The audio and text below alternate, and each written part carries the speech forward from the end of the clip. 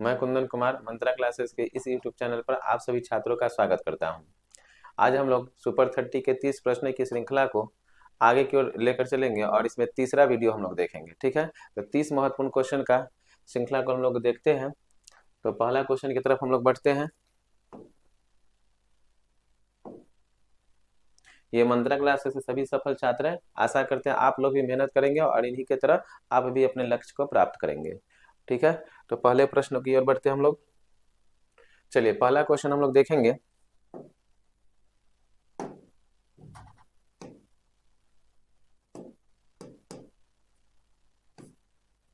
ठीक है, तो पहला क्वेश्चन को देख रहे हैं हम लोग। अमीर खुसरो एक डैश, यानी अमीर खुसरो क्या थे, ध्यान देंगे।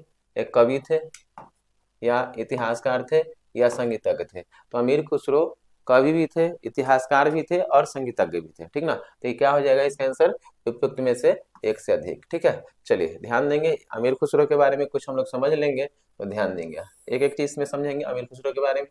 अमीर खुसरो का जन्म जो हुआ था 1253 ईस्वी में हुआ था। कहाँ पे हुआ था, तो उत्तर प्रदेश के पटियाली नामक स्थान पर। कहाँ पर, पटियाली नामक स्थान पर, उत्तर प्रदेश के पटियाली नामक स्थान पर अमीर खुसरो का जन्म हुआ था। ठीक है, इनका नाम जो था, वास्तविक नाम मोहम्मद हसन। ठीक ना, मोहम्मद हसन इनका वास्तविक नाम था। अमीर खुसरो को भारतीय इतिहास में तूतीय हिंद या भारत के तोता के नाम से जाना जाता है। ठीक ना, तो भारत का तोता कहा जाता है, भारत का तोता, यानी तूतीय हिंद के नाम से या भारत के तोता के नाम से अमीर खुसरो को जाना जाता है। ठीक है, अमीर खुसरो के बारे में देखेंगे तो अमीर खुसरो 8 शासकों के दरबार में दरबारी रह चुके हैं। लेकिन अमीर खुसरो अपना साहित्यिक जीवन की शुरुआत जो किया था बलबन के बड़े बेटा शहजादा मोहम्मद के दरबार से।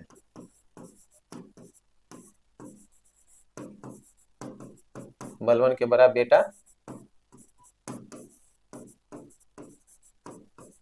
शहजादा मोहम्मद के दरबार से अमीर खुसरो ने अपने साहित्यिक जीवन की शुरुआत की थी। लेकिन इनको सबसे अधिक प्रसिद्धि किसके दरबार में मिली, अलाउद्दीन खिलजी के दरबार में। अलाउद्दीन खिलजी। अमीर खुसरो को सबसे अधिक प्रसिद्धि जो मिला था अलाउद्दीन खिलजी के दरबार में मिला था। अमीर खुसरो अलाउद्दीन खिलजी के दरबारी ही थे। ठीक है, और 8 शासकों के दरबारी रह चुके हैं। ठीक ना, बलबन से लेकर अलाउद्दीन खिलजी तक। आगे ध्यान देंगे अमीर खुसरो के बारे में, तो अमीर खुसरो को तबला और सितार का जनक कहा जाता है। क्या चीज, तबला और सितार का जनक कहा जाता है अमीर खुसरो को। अमीर खुसरो को खड़ी बोली का जनक कहा जाता है, खड़ी बोली का जनक कहा जाता है। ठीक है, अमीर खुसरो को खड़ी बोली का जनक कहा जाता है। अमीर खुसरो को कवालियों का जनक कहा जाता है, कवालियों का जनक कहा जाता है। तो अमीर खुसरो को कवालियों का जनक कहा जाता है। ठीक है, अमीर खुसरो पहला ऐसा विद्वान था जिसने अपनी लेखनी में हिंदी और उर्दू दोनों का प्रयोग किया करता था। ठीक ना, तो अमीर खुसरो अपनी लेखनी में हिंदी और क्या चीज, उर्दू। ठीक ना, अमीर खुसरो अपनी लेखनी में हिंदी और उर्दू का प्रयोग किया करता था। अमीर खुसरो निजामुद्दीन औलिया के शिष्य थे। किसके शिष्य थे,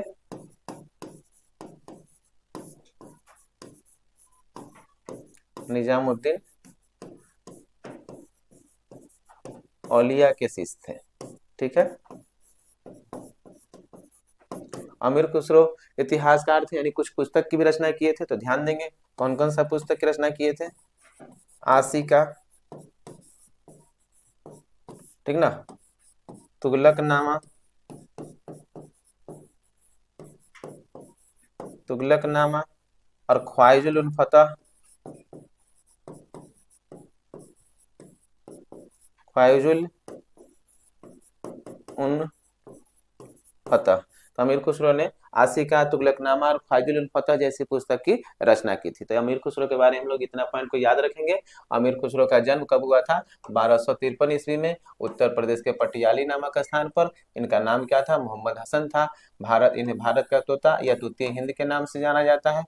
अमीर खुसरो ने अपने साहित्यिक जीवन की शुरुआत जो किया था बलबन के बड़े बेटा शहजादा मोहम्मद के दरबार से, लेकिन इनको सबसे अधिक प्रसिद्धि किसके दरबार में मिली? अलाउद्दीन खिलजी के दरबार में मिली। ये 8 शासकों के दरबारी रह चुके हैं।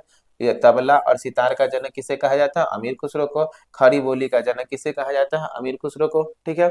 कवालियों का जनक किसे कहा जाता है? अमीर खुसरो को। इसके अलावा हिंदी और उर्दू का प्रयोग करने वाला पहला विद्वान कौन था? अमीर खुसरो। निजामुद्दीन औलिया के क्या थे? शिष्य थे। और आशिका, तुगलकनामा और ख्वाजुल फतह जैसी पुस्तक की रचना किसके द्वारा किया गया? अमीर खुसरो के द्वारा। तो उम्मीद करते हैं आप लोग इस क्वेश्चन को अच्छा तरह समझ चुके होंगे। अमीर खुसरो क्या थे? कवि भी थे, इतिहासकार भी थे और संगीतज्ञ भी थे, जिसका रूप आप लोग ने इस क्वेश्चन में देख चुका होगा।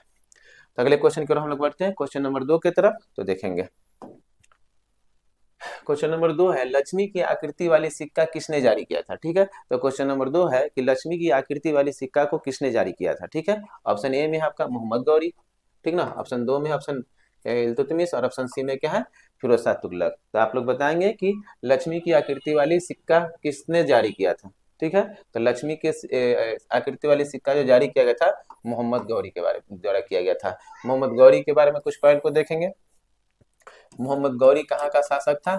गौर का शासक था। कहाँ पर है यह क्षेत्र? अफगानिस्तान में क्षेत्र में। शासनकाल इसका देखेंगे 1773 से लेकर 1206 ईस्वी तक मोहम्मद गौरी का शासनकाल रहा है। ठीक है। मोहम्मद गौरी के बारे में देखेंगे, इसने 1173 से 1206 तक मोहम्मद गौरी का शासनकाल रहा है। और ध्यान देंगे मोहम्मद गौरी 1175 में कहाँ पर? मुल्तान पर अधिकार किया था। कहाँ पर? मुल्तान पर अधिकार किया था। ठीक है। और 1178 में मोहम्मद गौरी क्या किया था? तो 1178 में गुजरात के सोलंकी चालुक्य राजवंश पर आक्रमण किया था। किस राजवंश पर? गुजरात के सोलंकी चालुक्य राजवंश पर।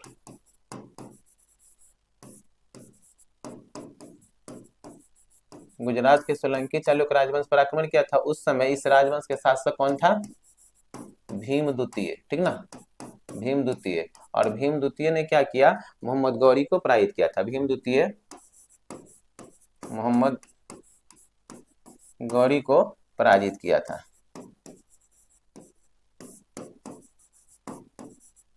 ठीक ना। तो भीम द्वितीय ने मोहम्मद गौरी को क्या किया? पराजित किया। ठीक ना। और यह मोहम्मद गौरी का भारत की धरती पर प्रथम हार मानी जाती है। प्रथम हार मानी जाती है किसका? मोहम्मद गौरी का भारत की धरती पर। इसके अलावा देखेंगे तो मोहम्मद गौरी 1179 ईस्वी और 1186 ईस्वी में किसको? पेशावर को और किसको? लाहौर को अपने अधिकार में कर लिया था। ठीक है। मोहम्मद गौरी के बारे में देखेंगे तो मोहम्मद गौरी ने क्या किया था? तो मोहम्मद गौरी ने 1189 ईस्वी में भटिंडा के किले को अपने अधिकार में कर लिया था। और यह भटिंडा का किला किसके अधिकार में था? पृथ्वीराज चौहान के अधिकार में था। ठीक ना। तो 1189 ईस्वी में मोहम्मद गौरी ने भटिंडा के किला पर अधिकार किया। और यही कारण था कि मोहम्मद गौरी और पृथ्वीराज चौहान के बीच शत्रुता हो गया था, दुश्मनी हो गया था, यही कारण से। और इस कारण से मोहम्मद गौरी और पृथ्वीराज चौहान के बीच दो महत्वपूर्ण युद्ध हुआ। जिस युद्ध को हम लोग देखेंगे, पहला युद्ध को 1191 ईस्वी में मोहम्मद गौरी और पृथ्वीराज चौहान के बीच जो युद्ध हुआ था उसे भारतीय इतिहास में 1191 में मोहम्मद गौरी और पृथ्वीराज चौहान के बीच जो युद्ध हुआ था उसे भारतीय इतिहास में तराइन के प्रथम युद्ध, तराइन के प्रथम युद्ध के नाम से जाना गया। ठीक है। और इस युद्ध में क्या किया? पृथ्वीराज चौहान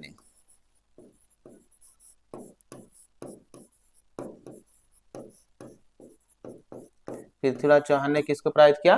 मोहम्मद गौरी को पराजित किया था।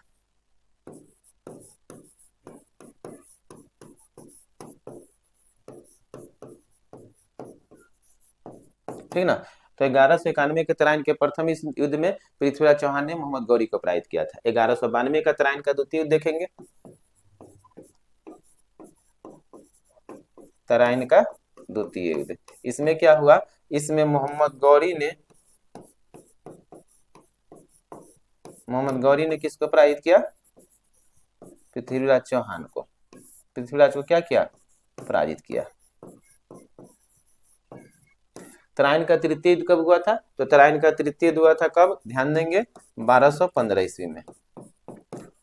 और इसमें किसने किसको पराजित किया? इल्तुतमिश ने किसको पराजित किया था? एल्दोज को। एल्दोज को पराजित किया था। मोहम्मद गौरी के बारे में एक दो पॉइंट और देख लीजिए। मोहम्मद गौरी का भारत पर अंतिम आक्रमण कब? 1205 ईस्वी में खोखर जाति के विरुद्ध। और मोहम्मद गौरी की मृत्यु 1206 ईस्वी में। और मोहम्मद गौरी की मृत्यु 1206 में, यानी 1173 से 1206 ईस्वी तक मोहम्मद गौरी का शासनकाल रहा। ठीक है, तो इसको एक बार देख लेंगे हम लोग। मोहम्मद गौरी का शासनकाल, गौर का शासक था, 1173 से 1206 ईस्वी का शासनकाल रहा है। मोहम्मद गौरी 1175 ईस्वी में क्या किया? मुल्तान पर अपना अधिकार किया। 1178 ईस्वी में गुजरात के सोलंकी चालुक्य राजवंश के शासक था कौन? भीम द्वितीय। भीम द्वितीय ने क्या किया? मोहम्मद गौरी को क्या किया? पराजित किया। ठीक है ना, भीम द्वितीय ने मोहम्मद गौरी को पराजित किया था 1178 ईस्वी में। और यह हार जो है मोहम्मद गौरी का भारत की धरती पर प्रथम हार मानी जाती है। ठीक है, प्रथम हार मानी जाती है। 1179 और 1186, 1179 पेशावर को और 1186 में किसको? लाहौर को अपने अधिकार में कर लिया था मोहम्मद गौरी। 1189 ईस्वी में भटिंडा के किले को अपने अधिकार में कर लिया मोहम्मद गौरी।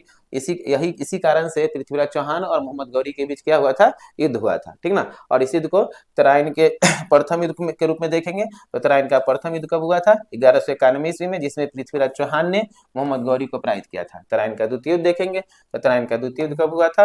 तराइन का द्वितीय युद्ध हुआ था 1192 ईस्वी में, जिसमें मोहम्मद गौरी ने पृथ्वीराज चौहान को क्या किया? पराजित किया। ठीक ना, और 1215 ईस्वी में इल्तुतमिश ने एल्दोज को पराजित किया था तराइन के तृतीय युद्ध में।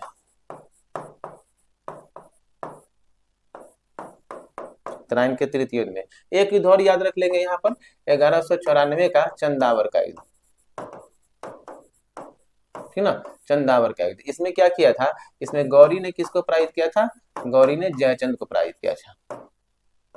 जयचंद को पराजित किया था, कन्नौज का शासक था। ठीक ना, जयचंद को पराजित किया था, जयचंद को पराजित किया था। ठीक है, तो यार इसका आंसर क्या हो जाएगा? मोहम्मद गौरी। इल्तुतमिश का शासनकाल आप लोग को पता है 1211 से लेकर 1236। फिरोज शाह तुगलक का शासनकाल 1351 से लेकर 1388। ठीक है, तो इसका आंसर क्या हो जाएगा? मोहम्मद गौरी। तब क्वेश्चन नंबर 2 देख लिए आप लोग, उम्मीद करते हैं बहुत अच्छे से समझे होंगे। अगला क्वेश्चन की ओर बढ़ते हैं, क्वेश्चन नंबर 3 की तरफ। क्वेश्चन नंबर 3 क्या है? त्यागमल किस नाम से गुरु बने? ठीक ना, तो 3 नंबर क्वेश्चन क्या है कि त्यागमल किस नाम से गुरु बने थे? ठीक है, तो तीसरा क्वेश्चन का आंसर हम लोग देखेंगे। तो त्यागमल जो थे गुरु तेग बहादुर, ठीक ना, गुरु तेग बहादुर के नाम से गुरु बने थे। ठीक ना, त्यागमल किस नाम से गुरु बने? गुरु तेग बहादुर के नाम से गुरु बने। गुरु तेग बहादुर सिंह के बारे में देखेंगे। ये सिखों के क्या में गुरु है? 9वें गुरु। गुरु तेग बहादुर सिखों के क्या में गुरु? 9वें गुरु। और सिखों के 9वें गुरु गुरु तेग बहादुर सिंह की हत्या इस्लाम धर्म कबूल नहीं किए जाने पर किसके द्वारा करा दी गई थी? औरंगजेब के द्वारा। ठीक है, किसके द्वारा? औरंगजेब के द्वारा करा दी गई थी। ठीक ना, तो औरंगजेब के द्वारा करा दी गई थी। कब करा दी गई थी? 24 नवंबर 1675 ईस्वी को शहादत दिवस मनाया गया हाल ही में, 24 नवंबर को, याद रखेंगे आप लोग। तो 1675 ईस्वी को तेग बहादुर सिंह की हत्या करा दी गई थी औरंगजेब के द्वारा। ठीक ना, अर्जुन देव सिखों के क्या में गुरु थे? इस सिखों के 5वें गुरु थे, गुरु अर्जुन देव। और गुरु अर्जुन देव के द्वारा क्या किया गया है? आदि ग्रंथ की रचना किया गया। ठीक ना, आदि ग्रंथ की रचना किया गया। और गुरु अर्जुन देव के द्वारा ही स्वर्ण मंदिर का निर्माण कराया गया है। कहाँ पर? अमृतसर में। तो स्वर्ण मंदिर का निर्माण किसके द्वारा? गुरु अर्जुन देव के द्वारा ही कराया गया है। ठीक है, आगे ध्यान देंगे, गुरु अर्जुन देव के बारे में समझेंगे। सिखों के क्या में गुरु थे? 5वें। और इनकी हत्या किसके द्वारा करा दी गई थी? औरंगजेब, यानी औरंगजेब के द्वारा गुरु तेग बहादुर सिंह के। और अर्जुन देव की हत्या जहांगीर के द्वारा, मुगल बादशाह किसके द्वारा? जहांगीर के द्वारा। कब कराया गया? तो 1606 ईस्वी में। ठीक ना, जहांगीर के द्वारा अर्जुन देव की हत्या कराई गई थी। गुरु गोविंद सिंह के बारे में थोड़ा सा समझ लेंगे। तो गुरु गोविंद सिंह के बारे में समझेंगे। गुरु गोविंद सिंह सिखों के क्या में गुरु थे? 10वें और अंतिम गुरु थे। गुरु गोविंद सिंह सिखों के क्या में गुरु? 10वें और अंतिम गुरु थे। ठीक है, इनका जन्म कब हुआ था? इनका जन्म जो हुआ था 1666 ईस्वी में। कहाँ पर हुआ था? पटना साहब में हुआ था। आपका ये सब क्वेश्चन हमेशा एग्जाम में पूछा जाता है। पटना साहब, बहुत इंपॉर्टेंट ये सब क्वेश्चन है। पटना साहब में हुआ था। ठीक है, इन्होंने पाहुल प्रणाली की प्रारंभ किया था कब? 1680 ईस्वी में। पाहुल प्रणाली, ठीक है। और इनके द्वारा 1699 ईस्वी में क्या किया गया, खालसा पंथ की स्थापना किया गया, खालसा पंथ की स्थापना किया गया, ठीक है, गुरु गोविंद सिंह के द्वारा। गुरु गोविंद सिंह सिखों के 10वें गुरु थे और इन्हीं के द्वारा आदि ग्रंथ का नाम बदलकर क्या रख दिया गया, तो गुरु गोविंद सिंह के द्वारा ही सिखों के 10वें गुरु गुरु गोविंद सिंह के द्वारा आदि ग्रंथ का नाम बदलकर गुरु ग्रंथ साहब का रख दिया गया।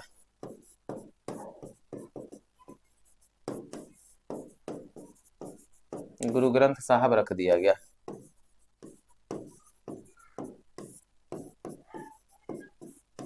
ठीक है।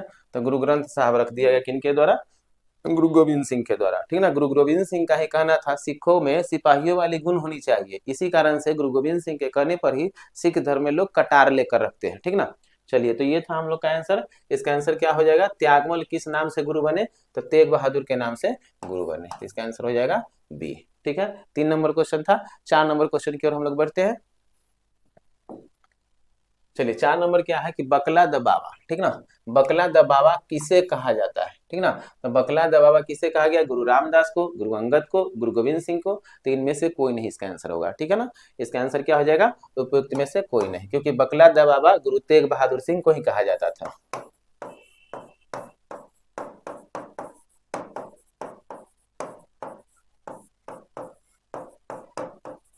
गुरु तेग बहादुर सिंह को ही बकला दबावा के नाम से जाना जाता था। गुरु रामदास देखेंगे तो गुरु रामदास सिखों के कैमे गुरु थे, चौथे गुरु। तो गुरु रामदास सिखों के चौथे गुरु थे और गुरु रामदास के द्वारा ही क्या किया गया है, अमृतसर की स्थापना की गई। अमृतसर की स्थापना किसके द्वारा, गुरु रामदास के द्वारा। गुरु रामदास को किसने, अकबर ने जमीन दिया था दान में और इसी पर अमृतसर जैसे नगर का निर्माण किसके द्वारा कराया गया, गुरु रामदास के द्वारा कराया गया। गुरु अंगद सिखों के कैमे गुरु हुए, दूसरे गुरु, और इनका पहले नाम क्या था, गुरु लहना, ठीक ना। तो लहना के नाम से प्रसिद्ध हुए थे। और गुरु गोविंद सिंह के बारे में भी देखे थे, कैमे गुरु थे, 10वें। और 10वें गुरु के बाद सिखों का नेतृत्व किसके द्वारा किया गया था, बंदा बहादुर के द्वारा। किसके द्वारा, बंदा बहादुर के द्वारा, बंदा बहादुर के द्वारा। यहाँ पर थोड़ा सा सिख धर्म के इतिहास को देख लेंगे। सिख धर्म की स्थापना किया गया किसके द्वारा, गुरु नानक के द्वारा, गुरु नानक के द्वारा। इनका जन्म कब हुआ था, 1469 ईस्वी में। कहां पर हुआ था, लाहौर के तलवंडी नामक स्थान पर। कहां पर है वर्तमान में, लाहौर में, ठीक ना। तलवंडी कहां पर है, लाहौर में। इनके माता का नाम तृप्ता देवी, पिता का नाम क्या चीज, कालूचंद, ठीक ना। और इनकी पत्नी का नाम सुलक्षणी देवी या सुलक्षणी देवी। इनके 2 पुत्र थे, श्रीचंद और लक्ष्मी चंद्र, ठीक ना। फिर भी इनका मन गृहस्थी जीवन में नहीं लगा और ये भजन कीर्तन सत्संग में अपना अधिकांश समय व्यतीत करने लगे थे और देश का 5 बार भ्रमण किए थे। इस भ्रमण को क्या कहा गया, सिख धर्म में देश के भ्रमण को उदासीस कहा गया, ठीक ना। तो सिख धर्म में जो भ्रमण किया करते थे गुरु, उनको क्या कहा जाता था, उदासीस कहा जाता था, ठीक है। तो इसको आप लोग समझ चुके होंगे। बकला दबावा के नाम से किसे को जाना गया, तो गुरु तेग बहादुर सिंह को जाना जाता था। तो इसका आंसर क्या हो जाएगा, उपयुक्त में से कोई नहीं। तो क्वेश्चन नंबर 4 था। हम लोग क्वेश्चन नंबर 5 की तरफ बढ़ते हैं। चलिए, क्वेश्चन नंबर 5 है कि सौर मंडल का दूसरा बड़ा ग्रह कौन है, उपग्रह, ठीक ना। सौर मंडल का दूसरा बड़ा उपग्रह कौन सा है, ठीक ना। दूसरा पूछ रहा है, पहला उपग्रह तो गैनीमीड है। सौर मंडल का पहला उपग्रह, सबसे बड़ा उपग्रह कौन है, गैनीमीड। और गैनीमीड जो है किसका उपग्रह है, बृहस्पति का सबसे बड़ा उपग्रह है। और इस सौर मंडल का भी सबसे बड़ा उपग्रह, ठीक ना। सौर मंडल का सबसे बड़ा उपग्रह गैनीमीड और सौर मंडल का सबसे बड़ा ग्रह भी कौन, बृहस्पति, ठीक है। और सौर मंडल का दूसरा सबसे बड़ा उपग्रह जो है कौन है, टाइटन, ठीक ना। और ये किसका उपग्रह है, शनि का, ठीक है। दोनों के बारे में याद रखेंगे तो शनि का उपग्रह टाइटन है जो सौर मंडल का दूसरा उपग्रह है, और शनि भी जो है सौर मंडल का दूसरा सबसे बड़ा उपग्रह है। और शनि भी जो है सौर मंडल का दूसरा सबसे बड़ा ग्रह है। और शनि का ग्रह जो है, उपग्रह जो है टाइटन सौर मंडल का दूसरा उपग्रह है। और बृहस्पति सौर मंडल का सबसे बड़ा ग्रह है और बृहस्पति का उपग्रह गैनीमीड सौर मंडल का दूसरा सबसे बड़ा उपग्रह है। अच्छा समझ चुके होंगे। आगे ध्यान देंगे, डिमोस जो है क्या है कि डिमोस सौर मंडल का सबसे छोटा उपग्रह है, छोटा, डिमोस सौरमंडल का सबसे छोटा उपग्रह। और डिमोस किसका उपग्रह है? तो डिमोस जो है आपका मंगल का उपग्रह है, मंगल का उपग्रह है। डिमोस किसका उपग्रह है? मंगल का उपग्रह। मंगल को कौन सा ग्रह के नाम से जाना जाता है? लाल ग्रह के नाम से जाना जाता है। मंगल के दो उपग्रह है, फोमोस और डिमोस। तो एक डिमोस है जो सबसे छोटा है, एक कौन सा उपग्रह है? फोमोस। ध्यान देंगे, बृहस्पति के पास कुल ग्रह की संख्या भी 95 है और शनि के पास कुल उपग्रह की संख्या भी कितना है? 146 है, जिसमें सबसे अधिक उपग्रहों की संख्या भी किसके पास में है? शनि के पास में है। ग्रह किसे कहा जाता है? तो ग्रह कहा जाएगा जो किसका चक्कर लगाएगा? सूर्य का। तो सूर्य वैसा आकाशीय खगोलीय पिंड जो सूर्य का चक्कर लगाता है उसे क्या कहा जाता है? ग्रह। उसे क्या कहा जाएगा? ग्रह। और उपग्रह किसे कहा जाएगा? तो ऐसा आकाशीय खगोलीय पिंड जो ग्रह का चक्कर लगाएगा। जैसे देखेंगे यहाँ पर पृथ्वी है, ठीक ना, तो पृथ्वी जो है, तो पृथ्वी का चक्कर कौन लगाता है? चंद्रमा, ठीक ना, तो चंद्रमा चक्कर लगाता है, चंद्रमा क्या हो गया? उपग्रह। तो पृथ्वी का एकमात्र उपग्रह कौन सा है? चंद्रमा। ग्रहों की संख्या कितना है? 8, ठीक ना। और सबसे बड़ा उपग्रह, सबसे बड़ा ग्रह कौन सा है? बृहस्पति। और सबसे छोटा उपग्रह, सबसे छोटा ग्रह कौन सा है? बुध। पहले ग्रहों की संख्या 9 था, ठीक ना। जो अंतिम ग्रह था प्लूटो, इसको लेकर कितना ग्रहों की संख्या था? 9। लेकिन 2006 में चेक गणराज्य में एक सम्मेलन हुआ था और इसी सम्मेलन में प्लूटो को क्या कर दिया गया? ग्रह की श्रेणी से हटाकर बौना ग्रह की श्रेणी में रख दिया गया, ठीक है। तो ये आप क्वेश्चन को समझ चुके होंगे। सौरमंडल का दूसरा सबसे बड़ा उपग्रह कौन सा है? टाइटन है, जो कि शनि का उपग्रह है, ठीक है। तो क्वेश्चन नंबर 5 था। हम लोग क्वेश्चन नंबर 6 की तरफ बढ़ते हैं। क्वेश्चन नंबर 6 है, पश्चिमोत्तर भारत में वर्षा का कारण क्या है? ठीक ना। तो क्वेश्चन पूछा जा रहा है कि पश्चिमोत्तर भारत में वर्षा का कारण क्या है। समझेंगे कि वर्षा का कारण क्या है पश्चिमोत्तर भारत में। पश्चिमोत्तर भारत कहा गया भारत के जम्मू कश्मीर, हिमाचल प्रदेश, उत्तराखंड, लद्दाख, ये इन सब क्षेत्रों को पश्चिमोत्तर भारत कहा गया। थोड़ा सा मैप पर इसको समझ लेंगे। मैप थोड़ा अच्छा नहीं बनेगा, फिर भी हम लोग मैप पर समझेंगे। चलिए देखिएगा, तो पश्चिमोत्तर भारत के बारे में समझेंगे। चलिए देखिएगा, तो भारत में क्या है ना कि भारत की जलवायु जो है कैसी है? भारत की जलवायु उष्णकटिबंधीय मानसून जलवायु का क्षेत्र है। उष्णकटिबंधीय मानसून जलवायु का क्षेत्र है। तो भारत की जलवायु कैसी है? उष्णकटिबंधीय मानसून जलवायु का क्षेत्र है, ठीक ना। और उष्णकटिबंधीय क्यों है? क्योंकि भारत का ये क्षेत्र 23.5 डिग्री से नीचे वाला क्षेत्र उष्णकटिबंधीय क्षेत्र में आती है, इसीलिए भारत के उष्णकटिबंधीय क्षेत्र कहा जाता है। मानसून का अर्थ क्या होता है? तो मानसून का अर्थ होता है ऋतु परिवर्तन के साथ साथ हवाओं के दिशाओं में परिवर्तन को ही क्या कहता है? मानसून, ठीक है। ऋतु परिवर्तन के साथ साथ हवाओं के दिशाओं में परिवर्तन को मानसून कहा जाता है। जैसे ध्यान देंगे, ऋतु परिवर्तन के साथ साथ जैसे ग्रीष्म ऋतु है, तो ग्रीष्म ऋतु में कौन सी हवा प्रवाहित होगी? शीत ऋतु है, तो शीत ऋतु में कौन सी हवा प्रवाहित होगी भारत में? तो ग्रीष्म ऋतु में हवा प्रवाहित होती है दक्षिण पश्चिम मानसून, ठीक ना। कौन सा मानसून? दक्षिण पश्चिम मानसून, ठीक है। और शीत ऋतु में कौन सी कौन सी हवा प्रवाहित होती है भारत में? उत्तर पूर्व मानसून।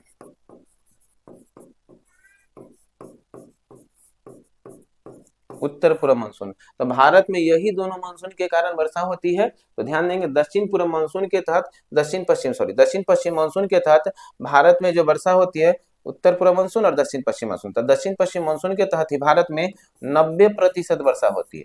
भारत में 90% वर्षा किससे होती है? दक्षिण पश्चिम मानसून के कारण। और यह दक्षिण पश्चिम मानसून वर्षा कैसे कराती है? तो ध्यान देंगे, यह यहाँ केरल का क्षेत्र है और 1 जून को सर्वप्रथम भारत में दक्षिण पश्चिम मानसून प्रवेश करती है, ठीक ना। और ये पूरे भारत में 22 जुलाई तक फैल जाती है और 15 सितंबर तक वर्षा कराती है। यानी दक्षिण पश्चिम मानसून 22 जुलाई तक भारत में फैलती है और 15 सितंबर तक यह वर्षा कराती है, ठीक है। और 1 जून को सर्वप्रथम कहां पर वर्षा कराती है? केरल के मालाबार तट पर। जब 1 जून को केरल के मालाबार तट पर दक्षिण पश्चिम मानसून वर्षा कराती है, इसे मानसून प्रफुट कहा जाता है, ठीक है। क्या कहा जाता है? मानसून प्रफुट। यहाँ पर ध्यान देंगे तो दक्षिण पश्चिम मानसून के द्वारा भारत के लगभग सभी क्षेत्रों में वर्षा होती है, जो कि 90% वर्षा दक्षिण पश्चिम मानसून से होती है, ठीक ना। उत्तर पूर्व मानसून के द्वारा ध्यान देंगे तो उत्तर पूर्व मानसून ऐसे चलती है, यह स्थलीय क्षेत्र से चलती है, जिस कारण से इसमें नमी की मात्रा लगभग नहीं होती। लेकिन वैसा उत्तर पूर्व मानसून का भाग जो कि बंगाल की खाड़ी से प्रवाहित होती है, तो बंगाल की खाड़ी से नमी को प्राप्त कर लेती है और इसके बाद क्या करती है, तमिलनाडु का यह कोरोमंडल तट है, तमिलनाडु के कोरोमंडल तट पर क्या कराती है, वर्षा कराती है। तमिलनाडु के कोरोमंडल तट पर वर्षा कराती है, किसके द्वारा होती है वर्षा, उत्तर पूर्व मानसून, और किस ऋतु में होगी, शीत ऋतु में वर्षा होगी, ठीक ना। तो ये शीत ऋतु में वर्षा हो गया था। यहाँ पर देख लिए। अब देखिए पहाड़ी क्षेत्रों में जैसे कि लद्दाख का क्षेत्र होगा, जम्मू कश्मीर का क्षेत्र होगा, हिमाचल प्रदेश का क्षेत्र होगा, उत्तराखंड का क्षेत्र होगा, इन सभी क्षेत्रों में यानी पहाड़ी क्षेत्रों में उत्तर पश्चिमोत्तर भारत में वर्षा किस कारण से होती है, तो ध्यान देंगे पश्चिमोत्तर भारत में जब एशिया का मानचित्र देखेंगे यूरोप का, तो यहाँ पर होगा भूमध्य सागर, ठीक ना, काला सागर, अरल सागर, कैस्पियन सागर, इन सब सागर से एक क्या करती है, यहाँ कैस्पियन सागर में एक चक्रवात की उत्पत्ति होती है और इसी चक्रवात में एक विक्षोभ का उत्पन्न होता है और यह विक्षोभ पश्चिम से पूरब की तरफ प्रवाहित होती है, इसी को कहा जाता है पछुआ विक्षोभ, यानी ठीक ना, कौन सा, पश्चिमी विक्षोभ कहा जाता है इसको। और यही पश्चिमी विक्षोभ जब जेठ धारा के साथ इधर की ओर प्रवाहित होती है तो यह भारत में प्रवेश करती है और जेठ धारा दो भागों में बढ़ जाती है, पछुआ जेठ धारा की उत्तरी शाखा और पछुआ जेठ धारा के दक्षिणी शाखा, और दक्षिणी शाखा जो भारत में प्रवेश करती है इसी के द्वारा पहाड़ी क्षेत्रों में वर्षा होती है, ठीक ना। तो यहाँ पर जो वर्षा होगा जम्मू कश्मीर में, लद्दाख में, हिमाचल प्रदेश में, उत्तराखंड में, तो पश्चिमी विक्षोभ के द्वारा पश्चिमोत्तर भारत में होने वाली वर्षा बर्फ के रूप में होती है और जो मैदानी क्षेत्र होगा उसमें बूंद के रूप में होगी वर्षा, ठीक ना। तो पूर्व पश्चिमोत्तर भारत में जो वर्षा का कारण माना जाएगा, कौन सा कारण माना जाएगा, पश्चिमी विक्षोभ। तो इसका आंसर क्या हो जाएगा, सी। एक बात यहाँ पर समझ लेंगे कि भारत में सबसे अधिक वर्षा यहाँ पर मासिन राग में होता है, कहाँ पर, मासिन राग में होता है। तो मासिन राग में वर्षा किस मानसून से होता है, दक्षिण पश्चिम मानसून से। दक्षिण पश्चिम मानसून दो भागों में बढ़ जाती है, दक्षिण पश्चिम मानसून की अरब सागर की शाखा और दक्षिण पश्चिम मानसून की बंगाल की खाड़ी की शाखा। तो मासिन राग या चेरापूंजी में वहां पर जो वर्षा होगा किसके द्वारा होगा, दक्षिण पश्चिम मानसून के बंगाल की खाड़ी के शाखा के द्वारा, ठीक है। तो यह क्वेश्चन आप समझ चुके होंगे, क्वेश्चन नंबर 6 था। अब हम लोग क्वेश्चन नंबर 7 की तरफ बढ़ेंगे, ठीक है। चलिए क्वेश्चन नंबर 7 को देखेंगे। दक्षिण पूर्व एशिया में स्थल अवरुद्ध देश की है, दक्षिण पूर्व एशिया का स्थल अवरुद्ध देश कौन सा है, कंबोडिया है, पूछ रहा है, लाओस है, थाईलैंड है। तो इसका आंसर क्या हो जाएगा, दक्षिण पूर्व एशिया का कि इसका स्थल अवरुद्ध देश कौन सा है, लाओस है। दक्षिण पूर्व एशिया किसको कहा जाता है, आसियान को, ठीक ना। और इसकी स्थापना कब की गई है, 8 अगस्त 1967 को, ठीक ना, ठीक ना। और इसका मुख्यालय कहाँ है, जकार्ता। इसके अभी कुल सदस्य की संख्या कितना है, 11। दक्षिण पूर्व एशिया में कुल सदस्य की संख्या कितना है, 11, और 11वां सदस्य देश कौन सा है, तिमोर लिस्ट। थोड़ा सा हम लोग देख लेंगे 11वां देश का, इसका नाम देख लेंगे दक्षिण पूर्व एशिया का कि कौन कौन सा होता है, ठीक है। तो इसको मैप की सहायता से देखते हैं हम लोग।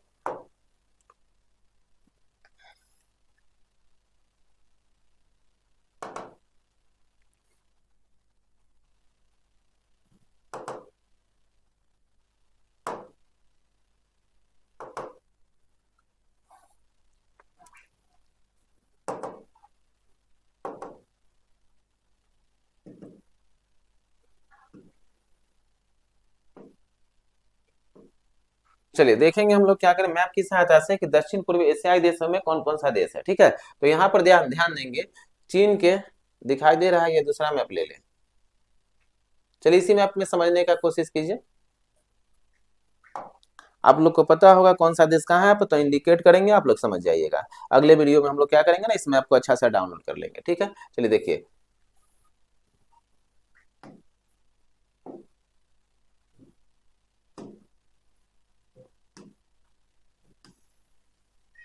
चलिए देखिए, तो यहाँ पर चीन के क्या होगा कि चीन में चीन के दक्षिण में, भारत के पूरब में, गिनी के पश्चिम में और मलेशिया के पूरब में, ये सब जो देश होगा यहाँ पर, इसी को दक्षिण पूर्व एशियाई देश कहा जाता है, ठीक ना। और दक्षिण पूर्व एशियाई देश में नाम देखेंगे, कितना देश का नाम देखना है हम लोग को, 11 देश का नाम देखना है, ठीक है। तो यहाँ से शुरू करेंगे, हम लोग का क्वेश्चन था स्थल अवरुद्ध देश कौन सा है, ठीक ना। तो ध्यान देंगे, म्यांमार से शुरू करेंगे, म्यांमार, ठीक ना। उसके बाद कंबोडिया, कंबोडिया, वियतनाम, वियतनाम के बाद लाओस, लाओस के बाद फिलीपींस, फिलीपींस के बाद सिंगापुर, सिंगापुर के बाद मलेशिया, मलेशिया के बाद इंडोनेशिया,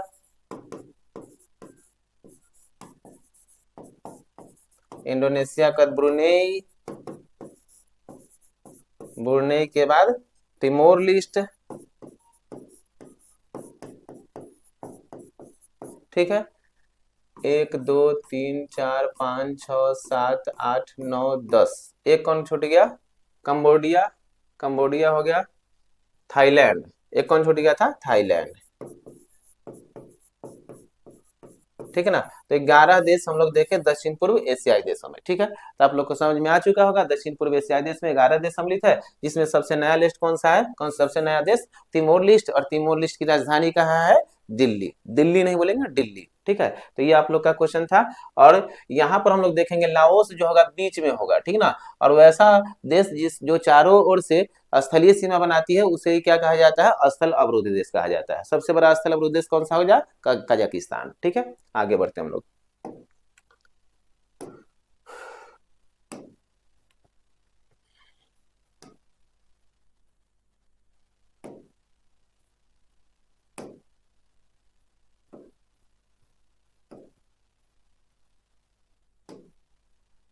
चलिए, तो ये 7 नंबर क्वेश्चन था। अब हम लोग 8 नंबर क्वेश्चन की ओर बढ़ते हैं। चलिए, 8 नंबर क्वेश्चन में है इनमें से कौन सा सही है? ये जलधारा के बारे में आपसे पूछा जा रहा है कि कौन सा जलधारा की प्रकृति क्या है, या कौन सा जलधारा कौन सी महासागर में, इसमें से सही पूछ रहा है। तो गल्फ स्ट्रीम जलधारा जो है कौन सा? गर्म जलधारा है, तो बिल्कुल सही है, गल्फ स्ट्रीम गर्म जलधारा है। पेरू जलधारा ये ठंडी जलधारा है, लेकिन पूछा जा रहा है कहाँ, कौन सा महासागर में? प्रशांत महासागर में, ये भी सही है। और अगुलहास जलधारा ये कौन सा? गर्म जलधारा है, हिंद महासागर में, ये भी सही है। यानी तीनों इसमें सही है, तो इसका आंसर क्या हो जाएगा? एक से अधिक। जलधारा के बारे में हम लोग एक चीज याद रखेंगे, क्या चीज? इसको समझिए। जैसे देखिए, ये विषुवत रेखा हो गया, और विषुवत रेखा के आसपास देखेंगे कर्क रेखा और मकर रेखा के बीच वाले क्षेत्र में, और खासकर विषुवत रेखा के आसपास वाले क्षेत्र में तापमान अधिक होती है, ठीक ना। और जब अधिक तापमान होगा जिस कारण से यहाँ का जल क्या होगा? गर्म होगा। तो विषुवत रेखा से यहाँ पर ध्यान देंगे, ये उत्तरी ध्रुव है और यह क्या है? दक्षिणी ध्रुव। तो विषुवत रेखा से किधर जाने वाली धारा? उत्तरी ध्रुव की तरफ जाने वाली, या विषुवत रेखा से दक्षिणी ध्रुव की तरफ जाने वाली जलधारा क्या होगी? गर्म होगी, ठीक ना। तो विषुवत रेखा से उत्तर की तरफ जाने वाली जलधारा, और विषुवत रेखा से उत्तरी ध्रुव की तरफ जाने वाली जलधारा, और विषुवत रेखा से दक्षिणी ध्रुव की तरफ जाने वाली जलधारा क्या होगी? गर्म होगी। यानी विषुवत रेखा से दोनों ध्रुवों की तरफ जाने वाली जलधारा क्या होती है? गर्म होती है, ठीक है। और ध्रुवों से, ध्रुवों से ध्यान देंगे, ध्रुवों से विषुवत रेखा की तरफ जाने वाली जो जलधारा होगी क्या होगी? ठंडी होगी, ठीक ना। तो ध्रुव से जो जलधारा है, ध्रुव पर क्या होता है कि शीत कटिबंध होता है, जिस कारण से बर्फीला क्षेत्र होता है, और इधर से जो जल आएगी क्या आएगी? ठंडी जलधारा आएगी। और इधर से भी जो जलधारा जाएगी विषुवत रेखा की तरफ, कैसी जलधारा जाएगी? ठंडी। अतः दोनों ध्रुवों से विषुवत रेखा की तरफ जाने वाली जलधारा कैसी होती है? ठंडी होती है, ठीक है। तो ये ठंडी जलधारा होती है, इसको बात समझ लेंगे। और महासागर में जलधारा को हम लोग देख लेंगे। जैसे एक बात बताइएगा, एंटलाइज जलधारा कैसे? गर्म जलधारा होगी, ठीक ना। क्यूरोसियो जलधारा जो कि प्रशांत महासागर की गर्म जलधारा होगी। सुसीमा जलधारा प्रशांत महासागर की क्या होगी? गर्म जलधारा होगी, ठीक ना। क्यूराइल जलधारा यह प्रशांत महासागर की ठंडी जलधारा है। तो बहुत सारी जलधारा है जिसकी प्राकृतिक और महासागर के बारे में आपसे पूछा जाता है। इसका आंसर क्या हो जाएगा? उपयुक्त में से एक से अधिक। इसको आप लोग समझ चुके होंगे, तो आगे का क्वेश्चन बना सकते हैं इससे संबंधित। क्वेश्चन नंबर 9 की तरफ हम लोग बढ़ते हैं। क्वेश्चन नंबर 9 में मनबाटन योजना कब प्रस्तुत किया गया है, ठीक है। तो ध्यान देंगे मनबाटन योजना किसको कहा जाता है? तो लॉर्ड माउंटबेटन योजना को मनबाटन योजना कहा जाता है, ठीक ना। और इसे ही बाल्कन प्लान के नाम से जाना जाता है। तो इसके बारे में हम लोग समझेंगे। ध्यान देंगे, क्या हुआ था 1945 में द्वितीय विश्व समाप्त हुआ था, ठीक ना। 2 सितंबर 1945 ईस्वी को, ठीक ना। तो 2 सितंबर 1945 ईस्वी को द्वितीय विश्व समाप्त हुआ। और इसके बाद इंग्लैंड में क्या हुआ था? तो इंग्लैंड में चुनाव हुआ था, और उस चुनाव में क्या हुआ कि वहां पर लेबर पार्टी का सरकार बना, और इस पार्टी के सरकार के प्रधानमंत्री कौन बने थे? क्लीमेंट टेटली बने। और क्लीमेंट टेटली वहां पर प्रधानमंत्री बनने के बाद क्या किया? 20 फरवरी 1947 ईस्वी को घोषणा किया कि भारत को सत्ता को स्थानांतरित कर देना चाहिए, ठीक ना। कब घोषणा किया? 20 फरवरी 1947 को। और कब तक स्थानांतरित कर देना चाहिए? जून 1948 से पहले, ठीक ना। और इन्हीं बातों को ध्यान में रखते हुए क्लीमेंट टेटली ने क्या किया? तो क्लीमेंट टेटली ने क्या कि उस समय भारत के तत्कालीन वायसराय जो थे कौन थे? लॉर्ड वेवेल थे, ठीक ना। तो वेवेल को बुला लिया गया, और उसी समय किसको भेज दिया गया? लॉर्ड माउंटबेटन को।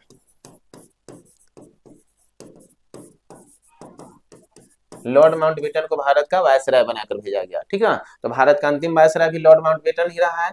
कब भारत आया लॉर्ड माउंटबेटन? 24 मार्च 1947 ईस्वी को, ठीक ना। तो 24 मार्च 1947 ईस्वी को लॉर्ड माउंटबेटन कब आया भारत आया, ठीक ना। और यह क्या कि भारत आने के बाद, भारतीयों से मिलने के बाद फिर यह वापस चला गया था, और वापस जाने के बाद फिर से आया। कब आया? 31 मई 1947 ईस्वी को। और उसके बाद 31 मई 1947 ईस्वी को जब भारत आया तो इसने जो योजना प्रस्तुत किया, और योजना कब प्रस्तुत किया?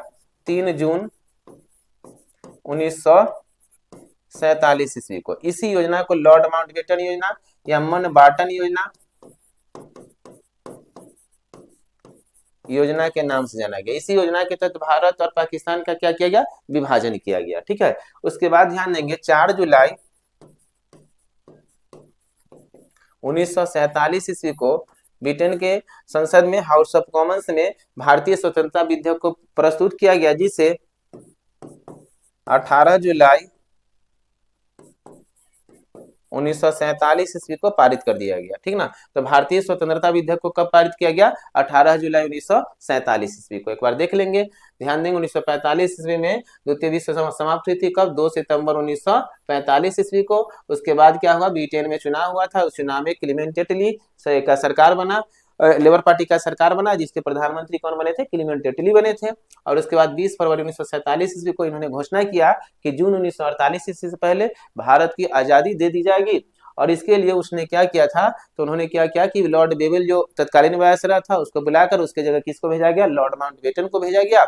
और लॉर्ड माउंटबेटन को जब भेजा गया तो 24 मार्च 1947 ईस्वी को लॉर्ड माउंटबेटन भारत आया।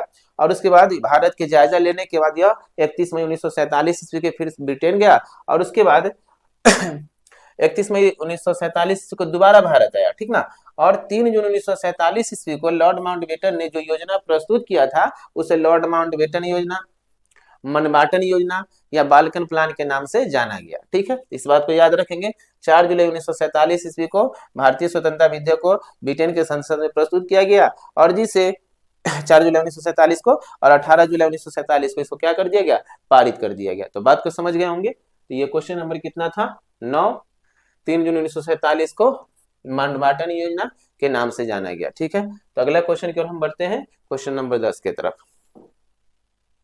क्वेश्चन नंबर 10 में देखेंगे, भारत में स्वतंत्रता के पश्चात प्रथम मंत्रिमंडलीय का कानून मंत्री कौन था, ठीक ना। तो स्वतंत्रता के पश्चात में पूछ रहा है कि मंत्रिमंडलीय का कानून मंत्री कौन था। तो ये था डॉक्टर भीमराव अंबेडकर थे। कौन थे? डॉक्टर भीमराव अंबेडकर, ठीक है। और योगेंद्र नाथ मंडल ये अंतरिम सरकार में कानून मंत्री थे।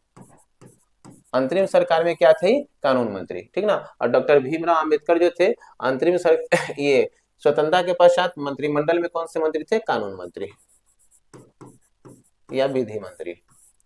जॉन मखाई जो ध्यान देंगे तो मंत्रिमंडल में, जो इस मंत्रिमंडल में, मंत्रिमंडलीय कानून मंत्री में स्वतंत्रता के पश्चात रेल मंत्री दिया गया था, ठीक ना। जबकि अंतरिम सरकार में जॉन मखाई कौन मंत्री के पद पर थे? तो अंतरिम सरकार में जॉन मखाई जो थे उद्योग मंत्री के पद पर थे, ठीक है। तो उद्योग मंत्री के पद पर थे। तो इसका आंसर क्या हो जाएगा? B, doctor Bhimrao Ambedkar. Question number 10 था। हम लोग क्वेश्चन नंबर 11 की तरफ बढ़ते हैं, ठीक है। चलिए, किसने कहा था राष्ट्रपति का आपातकालीन अधिकार संविधान के साथ धोखा है? तो यह कहा गया था, देखेंगे, के मुंशी के द्वारा, BN राव के द्वारा और हृदयनाथ कुंजरू के द्वारा।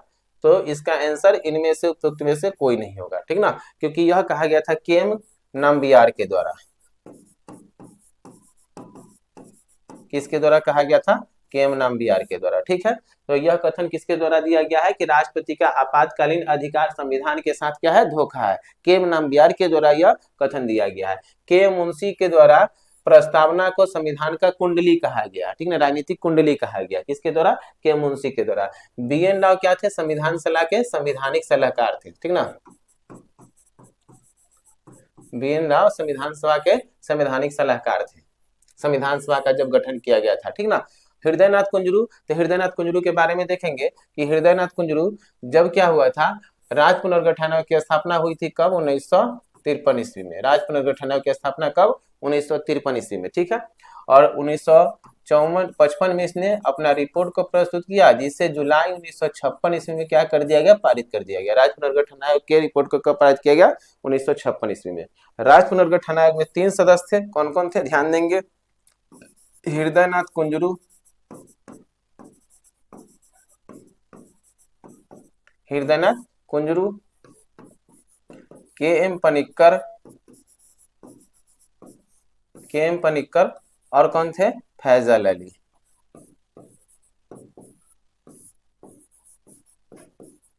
ठीक है, फैजल अली, ठीक है ना। तो ये था आपका, और इसमें राज्य पुनर्गठन आयोग के अध्यक्ष कौन रहे थे, फैजल अली। 7वां संविधान संशोधन हुआ था 1956 में, और इसके तहत 14 राज्य और 6 केंद्र शासित प्रदेश बनाया गया था। इसी समय भाषाई आधार पर बनने वाला पहला राज्य 1 अक्टूबर 1953 ईस्वी को कौन था, आंध्र प्रदेश था। ठीक है, याद रखेंगे इस बात को। तो ये क्वेश्चन नंबर कितना था, 11, जिसका आंसर क्या हो जाएगा, उपयुक्त में से कोई नहीं, केम नाम बिहार इसका आंसर है। ठीक है, तो क्वेश्चन नंबर 11 था। क्वेश्चन नंबर 12 की तरफ हम लोग बढ़ेंगे।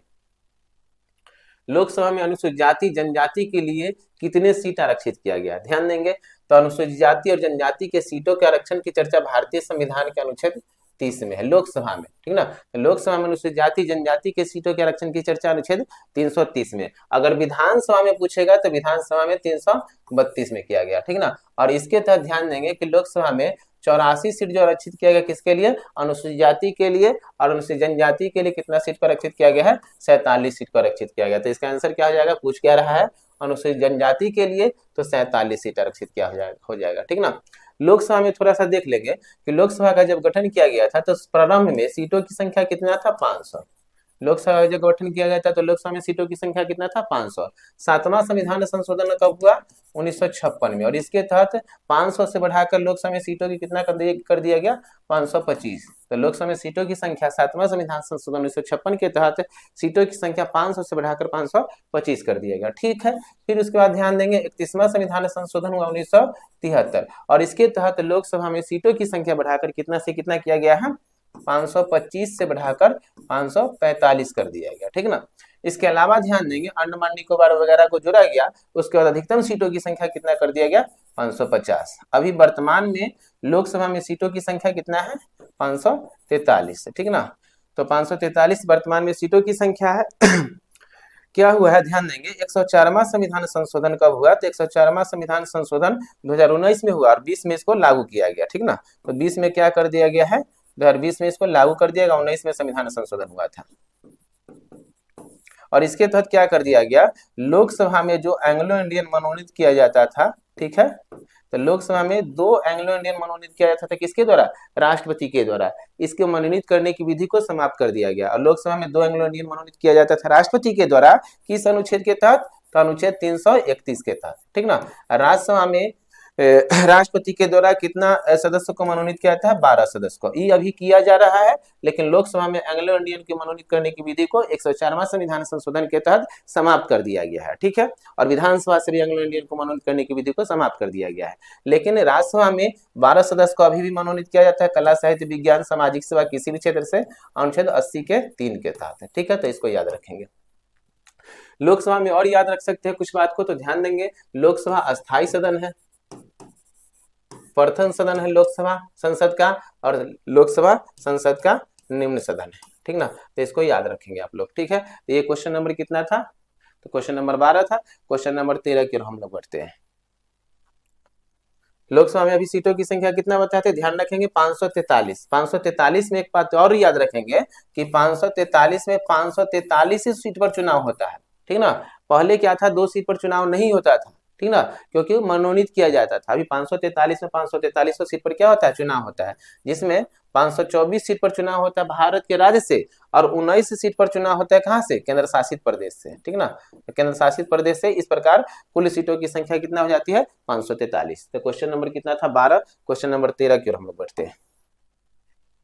13 में देखेंगे भारतीय राष्ट्रीय कॉन्फ्रेंस की स्थापना किसके द्वारा की गई थी, सुरेंद्रनाथ बनर्जी के द्वारा, ए.ओ. हुम के द्वारा, रमाबाई के द्वारा, ठीक ना। तो भारतीय राष्ट्रीय कांफ्रेंस की स्थापना जो किया गया किसके द्वारा, सुरेंद्रनाथ बनर्जी के द्वारा, ठीक ना।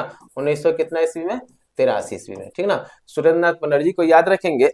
इन्होंने ही 1905 ईस्वी में क्या किया था, स्वदेशी आंदोलन का नेतृत्व किया था, ठीक ना। तो बंगाल में जो स्वदेशी आंदोलन था इसका नेतृत्व किसके द्वारा किया गया? सुरेंद्रनाथ बनर्जी के द्वारा। सुरेंद्रनाथ बनर्जी के द्वारा भारतीय राष्ट्रीय कांग्रेस के 2 अधिवेशन की अध्यक्षता कराया गया था। ध्यान रखेंगे कौन कौन सा अधिवेशन, तो यहाँ ध्यान रखेंगे 1895 का पूना अधिवेशन और 1902 का अहमदाबाद अधिवेशन। और ध्यान रखेंगे सुरेंद्रनाथ बनर्जी ने ही भारतीय राष्ट्रीय कांग्रेस का घोषणा पत्र को तैयार किया था। जब स्थापना हुआ था तो इसका घोषणा पत्र किसके द्वारा तैयार किया गया था? सुरेंद्रनाथ बनर्जी के द्वारा। और प्रथम अधिवेशन में कितने प्रतिनिधि भाग लिए थे? 72, ठीक ना, भारतीय राष्ट्रीय कांग्रेस के। आगे ध्यान देंगे सुरेंद्रनाथ बनर्जी को बेताज बादशाह के नाम से जाना जाता है। ए ओ होम के बारे में याद रखेंगे, इसे शिमला का सन्यासी कहा जाता है और इन्हीं के द्वारा भारतीय राष्ट्रीय कांग्रेस की स्थापना की गई थी। कब? 28 दिसंबर 1850 ईस्वी को। किसके शासनकाल में? डॉक्टरीन के शासनकाल में, ठीक है। रमाबाई क्या थी? तो रमाबाई के बारे में याद रखेंगे 1889 ईस्वी में रमाबाई के द्वारा शारदा सदन की स्थापना की गई थी। किसकी स्थापना की गई थी? शारदा सदन की स्थापना। तो ये आप लोग याद रखेंगे, ठीक है। क्वेश्चन नंबर 13 था जिसका आंसर क्या हो जाएगा? सुरेंद्रनाथ बनर्जी। क्वेश्चन नंबर 14 की ओर हम लोग बढ़ते हैं। चलिए क्वेश्चन 14 में है क्या? कर्नल विलियम कर्जन वाइली की हत्या किसके द्वारा की गई थी, ठीक ना। तो इसकी हत्या जो किया गया था किसके द्वारा? मदनलाल धिंगरा के द्वारा। कब किया गया था? 1909 ईस्वी में। यह क्वेश्चन पूछा गया टीआरई थ्योरी में, ठीक ना। तो याद रखेंगे खुद्दीराम बोस किंग फोर्ट के गाड़ी पर बम फेंका था। कब? 1908 ईस्वी में। 1908 ईस्वी में इनको फांसी भी दे दिया गया था, ठीक ना। उद्धम सिंह, तो इसने क्या किया था? 1940 में उद्धम सिंह ने जाकर कहां पर? लंदन में यानी इंग्लैंड में जाकर उद्धम सिंह ने किसकी हत्या कर दी थी? तो उद्धम सिंह ने इंग्लैंड में जाकर माइकल और डायर की हत्या कर दी थी, ठीक ना। तो यह क्वेश्चन का आंसर क्या हो जाएगा? इस क्वेश्चन का आंसर मदनलाल धिंगरा, ठीक ना। ये क्वेश्चन नंबर 14 है। क्वेश्चन नंबर 15 की ओर हम लोग बढ़ते हैं। क्वेश्चन नंबर 15 क्या है कि नेशन पत्रिका किसके द्वारा प्रकाशित किया गया, ठीक है। तो क्वेश्चन नंबर 15 को हम लोग देखेंगे। इसका क्वेश्चन क्या है कि नेशन पत्रिका का प्रकाशन किसके द्वारा किया गया, ठीक है। ऑप्शन देखेंगे मोतीलाल नेहरू, केशव चंद्र सेन, अहमद अली, ठीक ना, मोहम्मद अली। तो मोतीलाल नेहरू के द्वारा नेशन पत्रिका का प्रकाशन किया गया। किसका? मोतीलाल नेहरू के द्वारा नेशन पत्रिका का प्रकाशन किया गया। केशव चंद्र सेन है तो केशव चंद्र सेन के द्वारा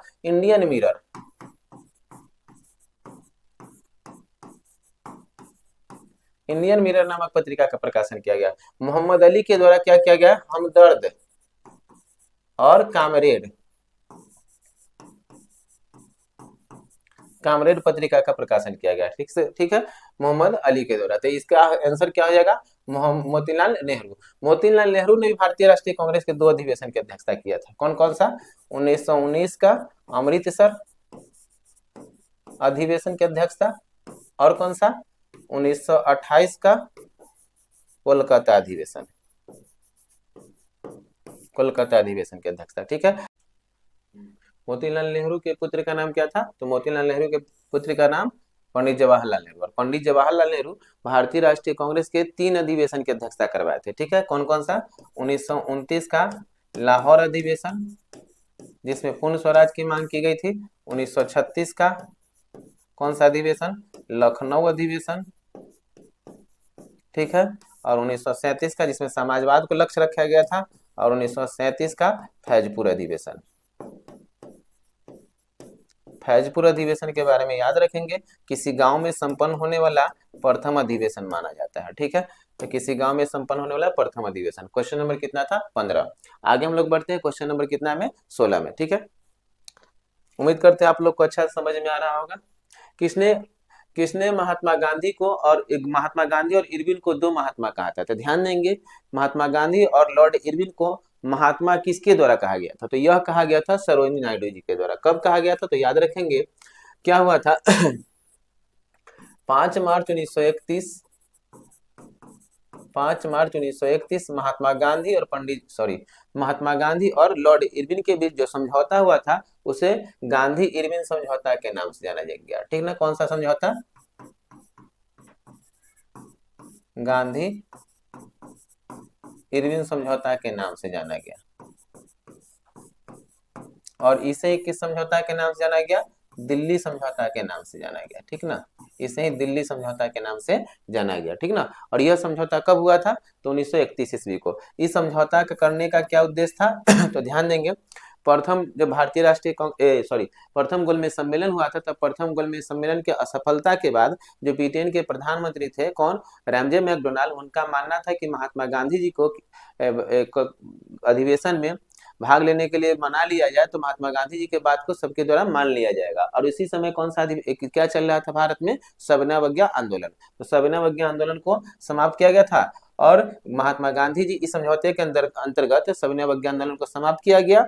और महात्मा गांधी जी इसी आंदोलन के बाद, गांधी इरविन समझौता के बाद कहां पर भाग लेने के लिए गए थे, गोलमेज सम्मेलन में, दूसरे गोलमेज सम्मेलन में भाग लेने के लिए लंदन गए थे, ठीक ना। तो एक सविनय आंदोलन का भी जिक्र कर लेंगे कि सविनय आंदोलन के समय कौन सा दांडी मार्च हुआ था, कब, 12 मार्च 1930 ईस्वी को, ठीक ना। और महात्मा गांधी के तो दांडी मार्च का प्रारंभ किया गया 12 मार्च 1930 ईस्वी को, और इसे तोड़ा, नमक बनाकर तोड़ा कब किया गया, तो 6 अप्रैल 1930 ईस्वी को, ठीक ना। नमक कानून को तोड़ा गया महात्मा गांधी जी के द्वारा, ठीक ना। कितने साथियों के द्वारा महात्मा गांधी सविनय आंदोलन को प्रारंभ किए थे, साबरमती से दांडी की यात्रा को तय किए थे नमक सत्याग्रह में 78 साथियों के द्वारा। और कितना मील की दूरी को तय कर लिए थे, 240 मील की दूरी को तय किया गया महात्मा गांधी जी के द्वारा। कितना दिनों में, 24 दिनों में तय किया गया था, ठीक है। और महात्मा गांधी जी इसी समय 5 अप्रैल 1930 ईस्वी को अमेरिकी की एक पत्रकार थी जिसका नाम क्या था, वेब मिलर, इनसे वार्तालाप में कहा था क्या चीज, कि यह शक्ति और अधिकार की लड़ाई है, ठीक ना। किस चीज की लड़ाई है,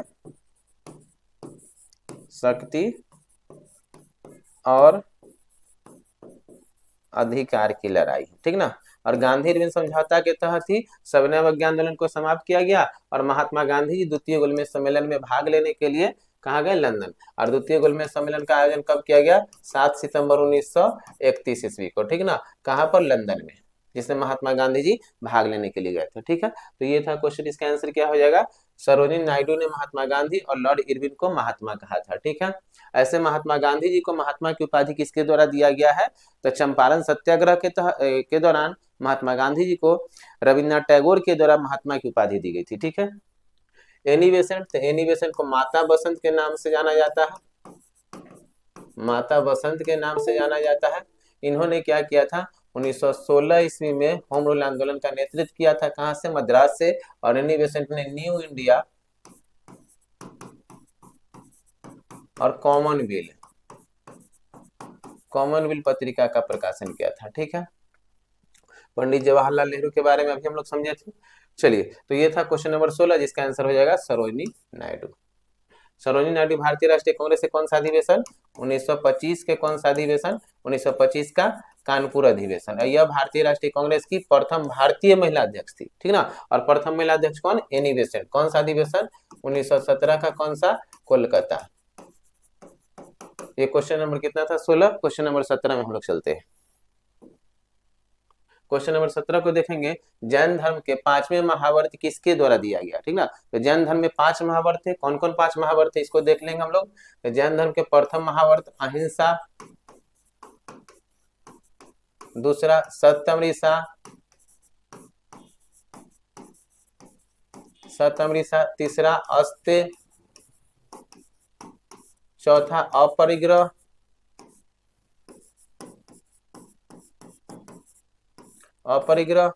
पांचवा क्या हो जाएगा, ब्रह्मचर्य।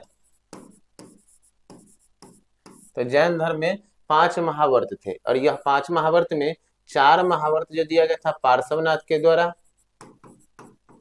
और ये 5वां महावर्त जो है महावीर स्वामी के द्वारा, ठीक ना। किसके द्वारा, महावीर स्वामी के द्वारा, ठीक ना। महावीर स्वामी जैन धर्म के कैमे गुरु थे, 24वें गुरु थे, यानी 24वें तीर्थंकर थे। इन्हें वास्तविक जैन धर्म का वास्तविक संस्थापक कहा जाता है, ठीक ना। तो जैन धर्म के वास्तविक संस्थापक कौन थे, महावीर स्वामी। जैन धर्म के पार्श्वनाथ कैमे गुरु थे, 23वें गुरु थे। और जैन धर्म के प्रथम गुरु कौन थे, तो जैन धर्म के प्रथम गुरु ऋषभदेव थे। इन्हें जैन धर्म का क्या कहा जाता है, संस्थापक। थोड़ा सा हम लोग क्या करेंगे ना, महावीर स्वामी के बारे में जान लेते हैं, ठीक है। तो देखेंगे, महावीर स्वामी का जन्म कब हुआ था? 540 ईसा पूर्व में, ठीक ना। कहां पर? वैशाली के कुंडग्राम नामक स्थान पर, वैशाली के कुंडग्राम नामक स्थान पर, ठीक है। महावीर स्वामी के माता का नाम त्रिशला, त्रिशला, पिता का नाम सिद्धार्थ, पिता का नाम सिद्धार्थ, और महात्मा बुद्ध के बचपन का नाम क्या था? सिद्धार्थ। आगे ध्यान देंगे, पत्नी का नाम यशोदा, ठीक है। पुत्री का नाम अनुनज्या प्रियदर्शिनी, अनुनज्या प्रियदर्शिनी। दामाद का नाम, दामाद कौन था? जामिल या जमालिन, ठीक ना। भाई का नाम, भाई कौन थे? तो भाई थे नंदीवर्धन। महावीर स्वामी गृह का त्याग कितना वर्ष की अवस्था में?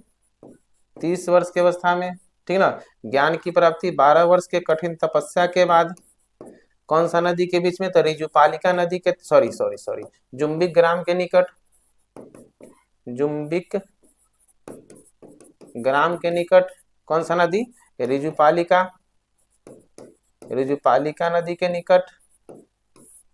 कौन सा वृक्ष? साल वृक्ष के नीचे। महावीर स्वामी की मृत्यु कब? 468 ईसा पूर्व में। कितना वर्ष की अवस्था में? 72 वर्ष की अवस्था में। तो महावीर स्वामी के बारे में लगभग इतना पॉइंट आप लोग याद रखेंगे। एक दो पॉइंट और याद रख सकते हैं, जैसे जैन धर्म के 5 महावर्त था, उसी तरह से 3 क्या है? त्रिरत्न है जैन धर्म में। कौन कौन सा त्रिरत्न है? सम्यक ज्ञान, सम्यक ज्ञान, सम्यक आचरण, सम्यक दर्शन, सम्यक दर्शन। और बौद्ध धर्म में भी त्रिरत्न है। बौद्ध धर्म के त्रिरत्न कौन कौन था? बौद्ध, संघ और धम्म, ठीक ना। तो बौद्ध धर्म के त्रिरत्न बौद्ध, संघ और धम्म। जैन धर्म में 2 बौद्ध जैन संगीति हुई थी, कौन कौन? ध्यान देंगे। पहला जैन संगीति 322 से 298 ईसा पूर्व में, चंद्रगुप्त मौर्य के शासनकाल में। किसके शासनकाल में? चंद्रगुप्त मौर्य के शासनकाल में, ठीक ना। और इसके अध्यक्षता स्थूलभद्र, कहां पर? पाटलिपुत्रा। और दूसरा कब हुआ था? 512 में, कहा? गुजरात वल्लभी में। और इसके इस समय शासक कौन था? इसके विषय में कोई जानकारी नहीं मिलती थी। ये 17 नंबर था क्वेश्चन, जिसका आंसर क्या हो जाएगा?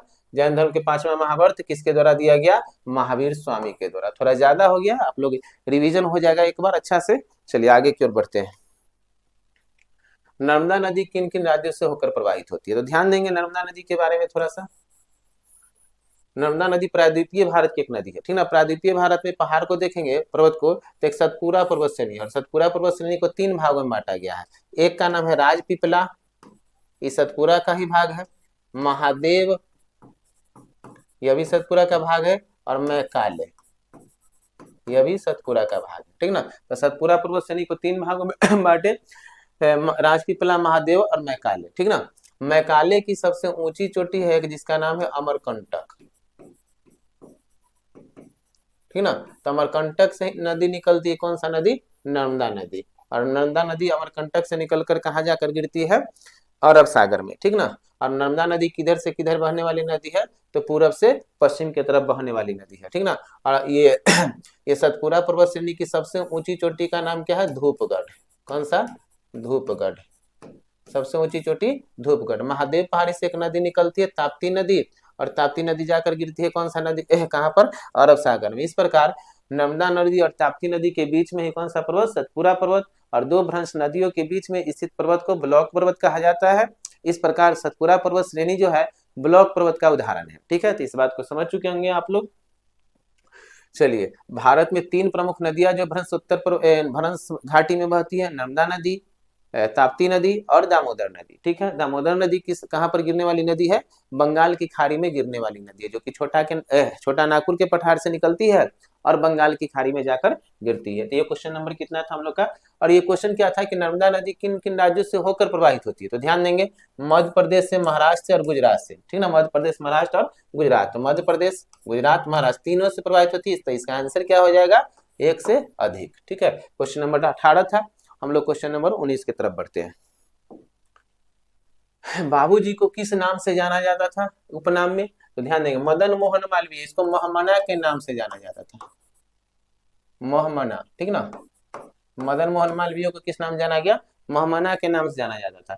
कर्पूरी ठाकुर को जननायक, जननायक। और लोकनायक किसे कहा जाता था? लोकनायक कहा जाता था जयप्रकाश नारायण को। ये किसको कहा जाता था? जयप्रकाश नारायण को।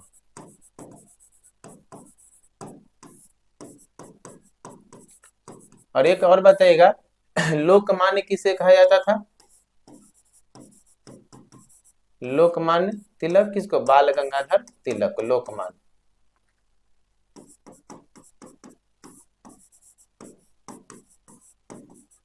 लोकमान्य किसे कहा गया? बाल गंगाधर तिलक को। डॉक्टर राजेंद्र प्रसाद जी को क्या कहा जाता था? अजात शत्रु। अजात शत्रु किसे कहा गया? बाल गंगाधर तिलक को। यहाँ बाबूजी पूछ रहा है, तो बाबूजी कहा गया किसको? जगजीवन राम को।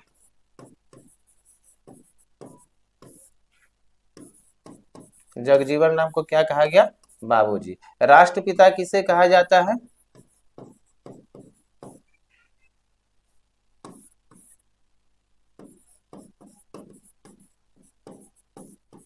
राष्ट्रपिता किसे कहा जाता है? महात्मा गांधी जी को। और यह उपाधि इनको किनके द्वारा दिया गया? सुभाष चंद्र बोस जी के द्वारा। किसके द्वारा? सुभाष चंद्र बोस जी के द्वारा। सुभाष चंद्र बोस जी को नेताजी की उपाधि किसके द्वारा दिया गया? हिटलर के द्वारा। तो इन सब बातों को आप लोग याद रखेंगे। बहुत ये सब इजी है, लेकिन एग्जाम में कंफ्यूजन पैदा करती है। ठीक है, तो ये क्वेश्चन नंबर कितना था? 19। आगे हम लोग बढ़ते हैं क्वेश्चन नंबर 20 की तरफ। क्वेश्चन नंबर 20 में है, दूसरे भारतीय जिन्हें नोबेल पुरस्कार दिया गया। ठीक है, तो नोबेल पुरस्कार के बारे में हम लोग थोड़ा देख लेंगे। नोबेल पुरस्कार की शुरुआत जो किया गया किसके? अल्फ्रेड नोबेल के याद में। ठीक ना, नोबेल पुरस्कार की शुरुआत किसके याद में? अल्फ्रेड नोबेल के याद में। अल्फ्रेड नोबेल का जन्म हुआ था 1833 में स्वीडन के स्टॉकहोम में। ठीक ना, इनका मृत्यु हुआ 1896 ईस्वी में। ठीक ना, ये केमिकल इंजीनियर थे। इनके पास इतना धन संपत्ति था और कोई संतान नहीं था, अतः ये मरने से पहले एक वसीयतनामा जारी किए थे कि मेरे मरने के बाद मेरा जितना धन संपत्ति से होने वाला आय होगा, एक ऐसे व्यक्ति को पुरस्कृत रूप में दिया जाए जो स्वीडन का ही नहीं, जो किसी भी देश के हो सकते हैं। ठीक है ना, तो इनके वसीयत के बाद इनकी मृत्यु हो गया था 1896 में। और इनके द्वारा ही 1867 ईस्वी में डायनामाइट का आविष्कार किया गया है। डायनामाइट का आविष्कार अल्फ्रेड नोबेल के द्वारा ही किया गया है। ठीक है, इनके मरने के बाद 1901 ईस्वी में नोबेल पुरस्कार की शुरुआत किया गया। ठीक ना, नोबेल पुरस्कार की शुरुआत किया गया। ठीक ना, और तब शुरुआत किया गया था कितना क्षेत्र में? 5 क्षेत्र में। कौन कौन सा क्षेत्र में? कला साहित्य, भौतिकी,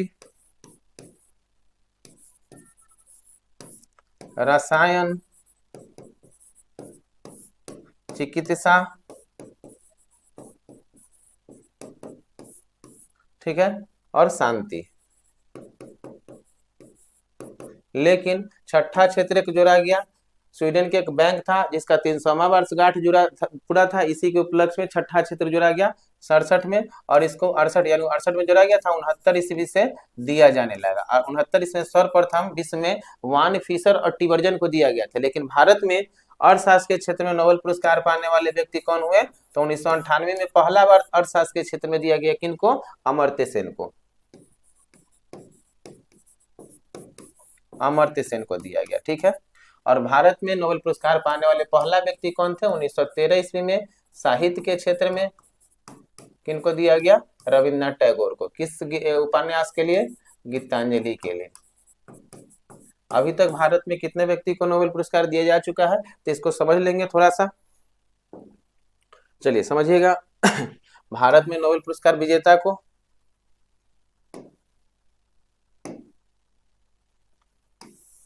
चलिए समझिए, तो पहला दिया गया था रविंद्रनाथ टैगोर को। रविंद्रनाथ टैगोर को कब? 1913 ईस्वी में। किस क्षेत्र में? शांति के क्षेत्र में। ठीक है। दूसरा दिया गया सीवी रमन को। किस क्षेत्र में? सॉरी, कब? 1930 क्षेत्र में, भौतिकी। तीसरा दिया गया किसको? ठीक ना, तो हरगोविंद खुराना। हरगोविंद खुराना को कब? 1968 के कौन सा क्षेत्र में? चिकित्सा। ठीक है। उसके बाद ध्यान देंगे मदर टेरेसा। मदर टेरेसा 1979 कौन सा क्षेत्र? शांति के क्षेत्र में। उसके बाद ध्यान देंगे मदर टेरेसा के बाद किसको दिया गया था? तो मदर टेरेसा के बाद दिया गया था आपको C S Chandrasekhar. S Chandrasekhar कब दिया गया?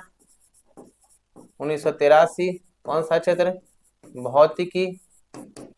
ठीक है। इसके बाद ध्यान देंगे अमर्त्य सेन। अमर्त्य सेन कब दिया गया? 1998। कौन सा क्षेत्र? अर्थशास्त्र।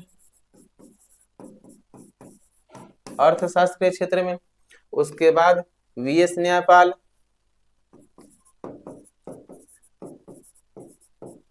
वीएस न्यायपाल कब? 2001 में। 2001 में शांति। अभी विदेश उपाधि धारण कर चुके हैं, यानी विदेश में रह गए, नारायण हो गया। आगे ध्यान देंगे। उसके बाद आर वेंकट रामकृष्ण। वेंकट रामकृष्ण। और वेंकट रामकृष्ण को कब दिया गया? 2009 में। किस क्षेत्र में? रसायन। रसायन के क्षेत्र में। ठीक ना। उसके बाद कैलाश सत्यार्थी। कैलाश सत्यार्थी को कब दिया गया? 2014 में। कौन सा क्षेत्र में? शांति के क्षेत्र में। उसके बाद अभिजीत बनर्जी।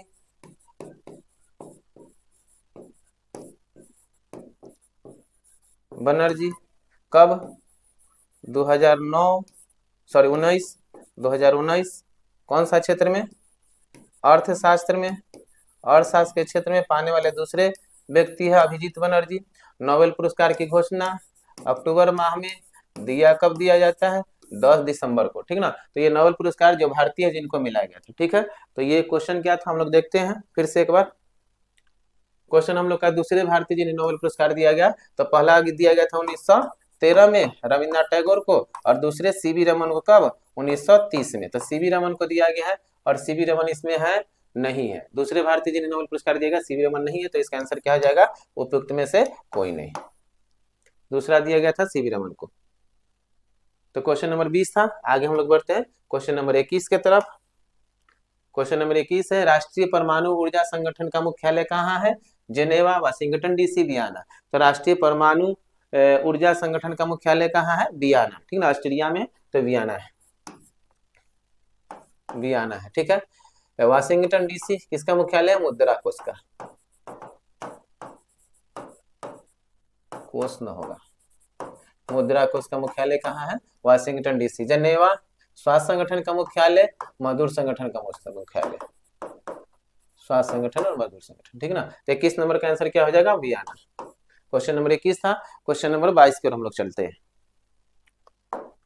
क्वेश्चन नंबर 22 को देखेंगे, किस संविधान संशोधन के तहत बांग्लादेश की भूमि को स्थानांतरित किया गया? तो ध्यान देंगे 100वां संविधान संशोधन कब? 2015। तो 100वां संविधान संशोधन कब हुआ था? ठीक ना। तो 100वां संविधान 100वां संविधान संशोधन हुआ है 2015, और इसके तहत बांग्लादेश को भूमि को स्थानांतरित किया गया। 101वां संविधान संशोधन कब हुआ है? 2016। ठीक ना। किस चीज के लिए?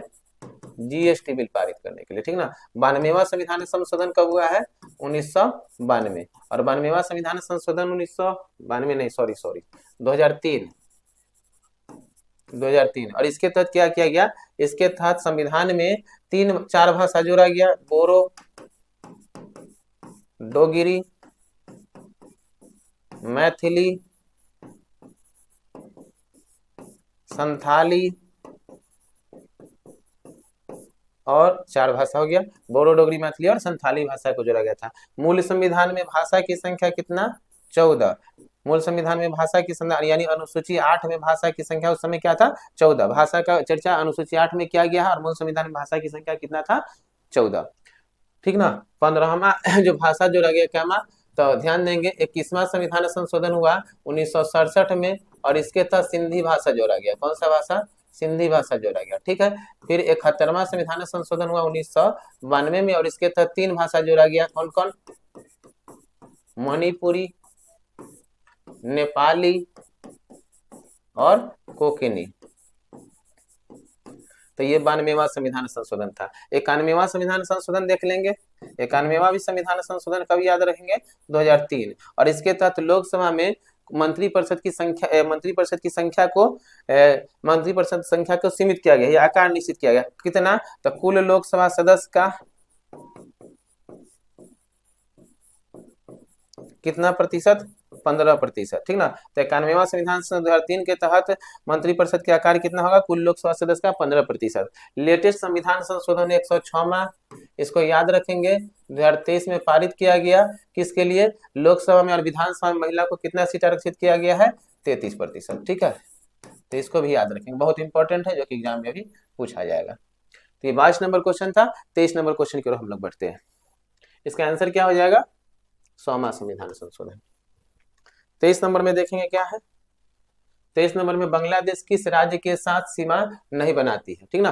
तो ध्यान देंगे इसको, इसके लिए हम लोग एक मैप ले लेते हैं और भारत जो कितना देशों के साथ सीमा बनाती है इस चीज को देख लेते हैं। ठीक है। तो चलिए,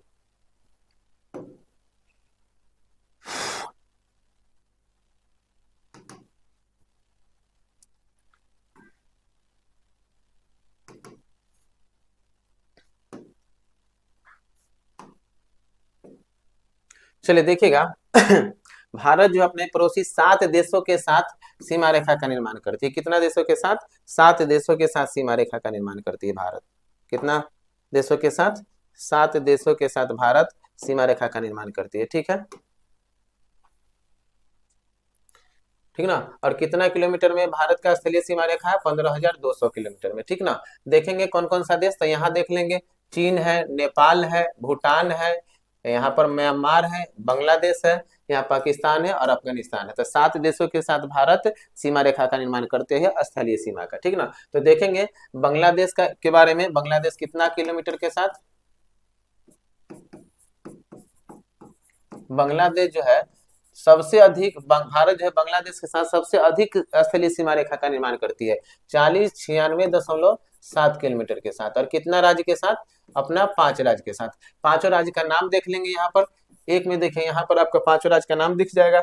देखिए ये पश्चिम बंगाल हो गया, अरुणाचल असम हो गया, मेघालय हो गया, त्रिपुरा हो गया और मिजोरम हो गया। ठीक ना। तो कौन कौन हो गया? पश्चिम बंगाल, ठीक है, असम, मेघालय, मिजोरम और त्रिपुरा। तो ये बांग्लादेश के साथ भारत सीमा रेखा का निर्माण करती है, 4096.7। दूसरा देश सबसे ज्यादा सीमा रेखा किसके साथ? चीन के साथ। कितना किलोमीटर? 3488। ये भी कितना राज्य के साथ? 5 राज्य। कौन कौन 5 राज्य होगा? तो ध्यान देंगे, लद्दाख, ये थोड़ा ध्यान देंगे आप लोग, ये पुराना वाला मैप शायद डाउनलोड हो गया, इसको आप ठीक कर दीजिएगा। पुराना वाला मैप डाउनलोड हो गया, यहाँ पर लद्दाख होगा, नीचे वाला क्या है? जम्मू कश्मीर। ठीक ना। तो इसको आप लोग बाद में ठीक कर लेंगे, कोई दिक्कत नहीं है। लद्दाख लद्दाख के बाद ध्यान देंगे चीन के साथ है ना, तो लद्दाख हो गया, हिमाचल, उत्तराखंड, उत्तर प्रदेश, सॉरी उत्तराखंड उत्तर प्रदेश चीन के साथ सीमा रेखा नहीं निर्माण करेगी, सिक्किम हो जाएगा और सिक्किम के बाद अरुणाचल प्रदेश। ठीक ना। अरुणाचल प्रदेश, अरुणाचल प्रदेश है, एपी का मतलब आंध्र प्रदेश नहीं समझिएगा, अरुणाचल प्रदेश है। ठीक ना। तो ये हो गया 5 राज्य चीन के साथ। ध्यान देंगे उसके बाद पाकिस्तान के साथ तीसरे नंबर पर सीमा रेखा का निर्माण करती है, पाकिस्तान के साथ। ठीक ना। कितना किलोमीटर? 3323 किलोमीटर के साथ। कितना राज्य हो जाएगा? 5 राज्य हो जाएगा। कौन कौन हो जाएगा? लद्दाख, ठीक ना, जम्मू कश्मीर, यहाँ पर पंजाब, राजस्थान, गुजरात, पंजाब, राजस्थान, और कौन हो जाएगा, गुजरात। ठीक है, तो ये किसके साथ हो जाएगा, पाकिस्तान के साथ। आगे ध्यान देंगे, पाकिस्तान के बाद नेपाल, नेपाल कितना किलोमीटर, 1743। ये भी कितना राज्य, 5 राज्य। कौन कौन सा राज्य, तो यहाँ ध्यान देंगे, नेपाल ये वाला, ये नेपाल है, सिक्किम हो गया, पश्चिम बंगाल, बिहार, उत्तर प्रदेश और उत्तराखंड। तो देखिए उत्तराखंड, उत्तर प्रदेश, ठीक ना, बिहार, पश्चिम बंगाल और सिक्किम। उसके बाद क्या हो जाएगा, म्यांमार कितना किलोमीटर, 1751 किलोमीटर होगा, सॉरी यहाँ पर, यहाँ 1643 किलोमीटर होगा, ठीक ना, 1751 किलोमीटर का नेपाल, म्यांमार 1643 किलोमीटर। कौन कौन सा राज्य, अरुणाचल प्रदेश, नागालैंड, नागालैंड के बाद क्या हो जाएगा, मणिपुर, मणिपुर, और मणिपुर के बाद क्या हो जाएगा, मणिपुर, मणिपुर के बाद यहाँ पर क्या हो जाएगा, एक 4 राज्य होगा ना, अरुणाचल प्रदेश, नागालैंड, मणिपुर और मिजोरम। और एक देश बच गया, कौन, 2 देश, एक भूटान, तो भूटान कितना राज्य के साथ, 4 राज्य के साथ, ठीक ना भूटान कितना राज्य के साथ, 4 राज्य के साथ। कौन कौन सा राज्य हो जाएगा, तो ध्यान देंगे यहाँ पर ऐसे हो जाएगा, भूटान, सिक्किम, पश्चिम बंगाल, असम, अरुणाचल प्रदेश, ठीक है ना, सिक्किम, पश्चिम बंगाल, असम और अरुणाचल प्रदेश। तो ये 4 राज्य के साथ कौन सा सीमा बनाएगी, भूटान। एक बच गया अफगानिस्तान, भूटान कितना किलोमीटर, 699 किलोमीटर, ठीक ना, और अफगानिस्तान, अफगानिस्तान कितना किलोमीटर, 106 किलोमीटर। कौन सा राज्य, लद्दाख, ठीक है। तो ये आप लोग नोट कर लेंगे और एक बार मैप पर देखने का प्रयास करेंगे। जैसे मान लीजिए कि आपसे पूछा जाए कि पाकिस्तान के साथ भारत का कौन कौन सा सीमा बनाती है, तो यहाँ ध्यान देंगे, लद्दाख हो गया, जम्मू कश्मीर हो जाएगा, यहाँ पंजाब हो जाएगा, राजस्थान हो जाएगा और गुजरात हो गया। तो 5 राज्य कितना किलोमीटर के साथ, 3323 किलोमीटर के साथ पाकिस्तान भारत के साथ सीमा बनाती है। चीन के साथ कितना किलोमीटर के साथ, 3488 किलोमीटर के साथ। कितना राज्य के साथ, 5 राज्य के साथ। उधर से शुरू करेंगे, लद्दाख हो जाएगा, लद्दाख के नीचे हिमाचल प्रदेश, हिमाचल प्रदेश के नीचे उत्तराखंड, उत्तराखंड के बाद सिक्किम, सिक्किम के बाद कौन सा, अरुणाचल प्रदेश, ठीक ना। इस प्रकार से मैप में हमेशा इसको याद रखेंगे और ये एग्जाम में हमेशा क्वेश्चन पूछा जाता है। तो अगले क्वेश्चन की तरफ हम लोग बढ़ते हैं।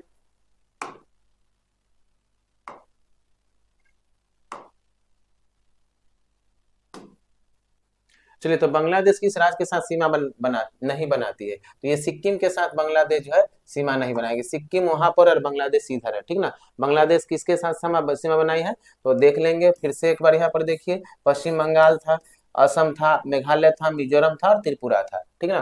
तो ये असम के साथ बनाएगा, मेघालय के साथ, सिक्किम के साथ नहीं बनाएगा। इसका आंसर क्या हो जाएगा, ए।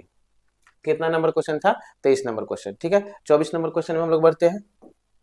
24 नंबर में क्वेश्चन क्या है कि सम्राट अशोक के अभिलेखों का पता कब लगाया गया, तो ध्यान देंगे, अभिलेख का पता लगाया गया 1750 में। किसके द्वारा, टी पैंथलर के द्वारा। सम्राट अशोक के पता लगाया गया अभिलेख का कब, टी पैंथलर के द्वारा 1750 में। अभिलेख को पढ़ने का काम किया गया कब, 1837 में। किसके द्वारा, जेम्स प्रिंसेप के द्वारा, जेम्स प्रिंसेप के द्वारा पढ़ने का काम किया गया था 1837 में। सम्राट अशोक के अभिलेखों में कितना लिपि का प्रयोग किया गया है, 4 लिपि का प्रयोग किया गया है। आर्कमेइक लिपि, ग्रीक लिपि, खरोष्टी लिपि और ब्राह्मी लिपि। सबसे अधिक जो अभिलेख मिला है सम्राट अशोक का, कौन सा लिपि में मिला है, ब्राह्मी लिपि में, ठीक ना। खरोष्टी लिपि किधर से किधर, दाएं से बाएं लिखी जाती थी, और ब्राह्मी लिपि बाएं से दाएं लिखी जाती थी, ठीक है। और सम्राट अशोक अपने अभिलेखों में किस भाषा का प्रयोग किया करते थे, तो सम्राट अशोक के अभिलेखों में कौन सा भाषा का प्रयोग किया गया, प्राकृत भाषा का प्रयोग किया गया, ठीक ना। सम्राट अशोक के बारे में और याद रखेंगे कुछ बात को। सम्राट अशोक के पिता का नाम क्या था, बिंदुसार। माता का नाम क्या था, सुभ्रदांगी, ठीक ना। सम्राट अशोक के बारे में याद रखेंगे, सिहली अनुश्रुति से पता चलता है कि सम्राट अशोक अपने 99 भाइयों को मारने के बाद गद्दी पर बैठा था। इस प्रकार गद्दी पर कब बैठा था, जो 673 ईसा पूर्व में, अपना राज्याभिषेक कब कराया? 269 ईसा पूर्व में अपना राज्याभिषेक। और राज्याभिषेक के कितने वर्ष बाद? 8 वर्ष बाद, यानी 261 ईसा पूर्व में कहां पर आक्रमण किया? कलिंग पर आक्रमण किया, ठीक ना, कलिंग पर आक्रमण किया। कलिंग आक्रमण के विषय में जानकारी किस अभिलेख से मिलती है? तो हाथी गुफा अभिलेख से कलिंग आक्रमण के विषय में जानकारी मिलती है। और कलिंग युद्ध के बाद ही सम्राट अशोक ने बौद्ध धर्म को अपना लिया था। और यह इसके बारे में शिलालेख क्या 13वां शिलालेख से पता चलता है कि सम्राट अशोक ने कलिंग युद्ध के बाद किस धर्म को अपना लिया था? बौद्ध धर्म को। और बौद्ध धर्म में सम्राट अशोक को शामिल करने का श्रेय किसे जाता है? बौद्ध भिक्षु उपगुप्त को जाता है। किसे जाता है? उपगुप्त को जाता है, ठीक ना। तो सम्राट अशोक के बारे में लगभग इतना पॉइंट आप याद रखेंगे, इंपॉर्टेंट है। आगे जब क्वेश्चन आएगा तो इससे ज्यादा हम लोग डिस्कस करेंगे इन पे। चलिए, तो ये क्वेश्चन नंबर कितना था? 24। आगे की ओर हम लोग बढ़ते हैं क्वेश्चन नंबर 25 में। तो इसका आंसर क्या हो जाएगा? 1750। क्वेश्चन नंबर 25, हाल ही में भारतीय वायुसेना क्या अपना 92वां स्थापना दिवस कहाँ मनाया? ठीक ना, तो कहाँ मनाया गया? चेन्नई में मनाया गया। वायुसेना का स्थापना कब हुआ है? तो 8 अक्टूबर 1932 ईस्वी को, ठीक ना, वायुसेना का क्या था? ये स्थापना हुआ था। प्रथम इसके प्रमुख कौन थे? सुब्रत मुखर्जी। अभी इसका कौन है? एपी सिंह। अभी इसका क्या है? वर्तमान प्रमुख, ठीक ना। विवेक चौधरी इससे पहले थे। ये 25 नंबर क्वेश्चन था। आगे बढ़ते हम लोग 26 नंबर क्वेश्चन में। 26 नंबर क्वेश्चन क्या है? झारखंड के 14वें मुख्यमंत्री अभी झारखंड में वर्तमान में चुनाव हुआ है। और इस चुनाव में किस पार्टी की सरकार ने जीता है? इंडिया गठबंधन की सरकार जीता है। और इंडिया गठबंधन कितना सीटों पर विजय हासिल किया है? 56 सीटों पर विजय हासिल किया है। और विधानसभा में झारखंड में सीटों की संख्या कितना? 81। और इस प्रकार से विजय होने के बाद हेमंत सोरेन वहां के मुख्यमंत्री बने। चंद्रबाबू नायडू कहाँ के मुख्यमंत्री है? आंध्र प्रदेश के मुख्यमंत्री है। और मोहन चरण मांझी कहाँ के मुख्यमंत्री है? उड़ीसा के मुख्यमंत्री है, ठीक ना। तो आप लोग ये देख लेंगे। 26 नंबर क्वेश्चन था। आगे की ओर हम लोग बढ़ते हैं 27 नंबर में। 27 नंबर क्वेश्चन है कि भारत के नए कैबिनेट सचिव कौन है? कुछ क्वेश्चन है, 5 क्वेश्चन डेली करेंट से लाया जाएगा, क्योंकि हर एग्जाम में करेंट का इंपॉर्टेंस बहुत ज्यादा है, ठीक ना। तो लगभग 5 या 7 क्वेश्चन डेली रखा जाएगा और इसको आप लोग देखते रहेंगे।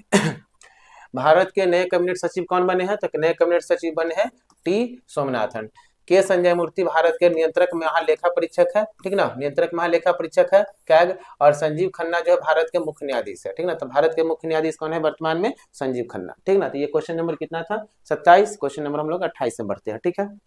क्वेश्चन नंबर 28 का, हाल ही में केंद्र सरकार ने किस तिथि को संविधान हत्या दिवस मनाने की घोषणा की गई है?